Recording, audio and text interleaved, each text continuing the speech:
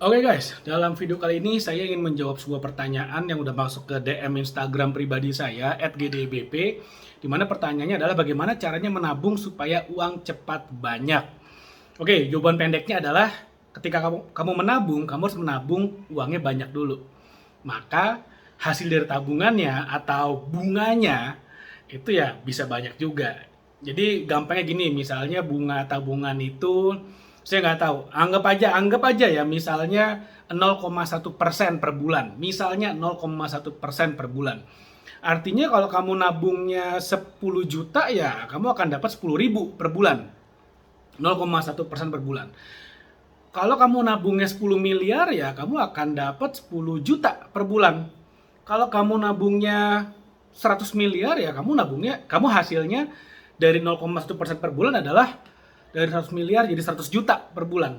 Jadi gimana caranya bisa menghasilkan uang 100 juta per bulan dari bunga tabungan? Ya tabunglah 100 miliar, sesimpel itu, segampang itu. Jadi mungkin ya tujuannya beliau nanya kepada saya adalah ingin tips gimana caranya supaya dapat hasil yang tinggi dengan menabung uang yang sedikit. Nah, cuman masalahnya adalah kalau kita mau hasil yang banyak dengan modal yang sedikit itu bisa.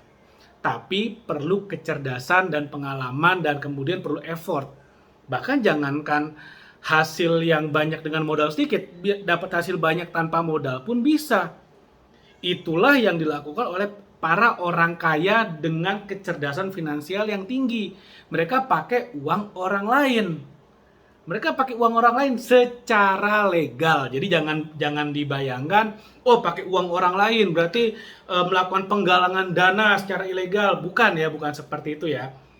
Tapi lebih kepada mereka bisa menggunakan uang orang lain dengan cara memanfaatkan daya ungkit atau kalau bahasa awamnya namanya hutang. Mereka hutang.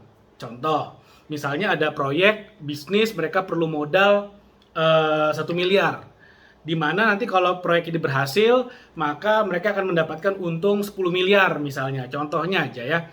Nah, daripada mereka keluar duit sendiri 1 miliar, kenapa nggak minjem uang orang lain, minjem uang ke bank, yang mana uang bank adalah uang para nasabahnya 1 miliar, lalu kemudian dipakai untuk membiayai proyeknya jalan, dapat 10 miliar untungnya, profitnya 10 miliar, 1 miliar dibayar ke bank, dibalikin plus bunganya, dan dapat cuan bersih 9 miliar.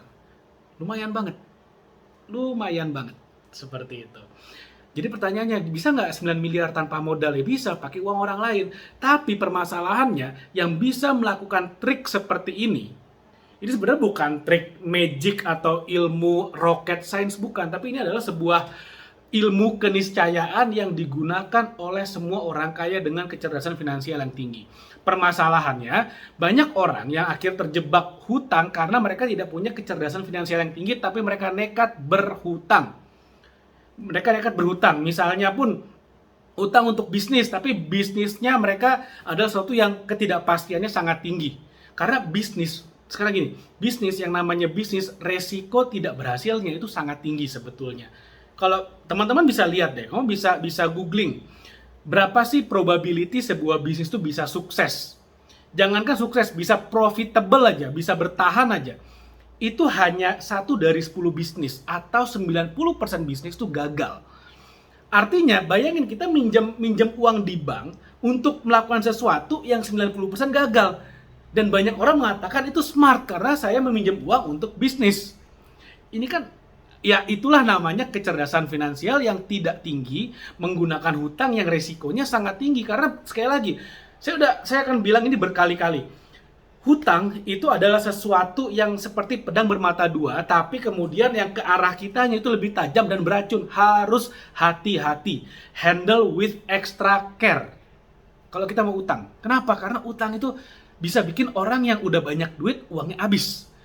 Mobilnya disita, rumahnya disita, tuh banyak banget kejadian. Harus hati-hati. Nah, tapi orang-orang yang cerdas secara finansial, mereka tahu mereka akan berhutang ketika satu project itu sudah memiliki kepastian untuk berhasil yang sangat tinggi dan mereka tahu bagaimana mitigasi resikonya. Kalau ini tidak, kalau proyeknya akhirnya pun tidak berjalan, mereka udah tahu bagaimana cara memitigasi resiko hutangnya sehingga mereka tidak sampai harta pribadinya kena, sampai uang pribadinya habis, sampai bisnis-bisnis lainnya keseret semuanya. Mereka udah ngerti gimana caranya. Itulah yang namanya kecerdasan finansial. Ketika kecerdasan finansial kita udah tinggi, jangankan bisa make money dari angin gitu ya, jadi make money from nothing. Ya, otomatis kita bisa menabung uang dalam jumlah besar sehingga hasilnya pun besar. Jadi balik lagi, gimana caranya menabung supaya hasilnya besar? Gimana cara menabung supaya uangnya banyak?